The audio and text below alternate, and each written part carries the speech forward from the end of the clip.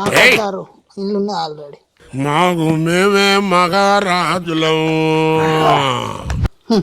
రేపు పొద్దున కూడా పుష్కర పొలం కాడ ఏం పని ఉంటలేదని అడిగి పోకపోయినాం అనుకో, పొలం కూడా అమ్మిండి పైసలు తరి మంచిగా తాగుతాడు.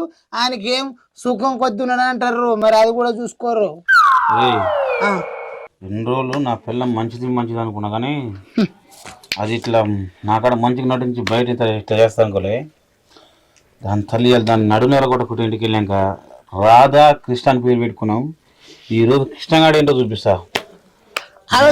కృష్ణ నన్ను మా అక్క దగ్గర ఇట్లా చేసిందంటే ఇంకా వాళ్ళ బంధువులకి ఏం చెప్పిందో, ఇంకా మా బంధువులకి ఏం చెప్పిందో, అది నాకు తెలిసిన బంధువులందరికీ. నేను ఒకటి చెప్తాను, తప్పుగా అనుకోకరా. నీ అప్పుడప్పుడు ఎవరితో మాట్లాడుతున్నావు, ఎటు పోతున్నావు అని అనుమానం పడతాడు కదా. పడుతుందిరా మరి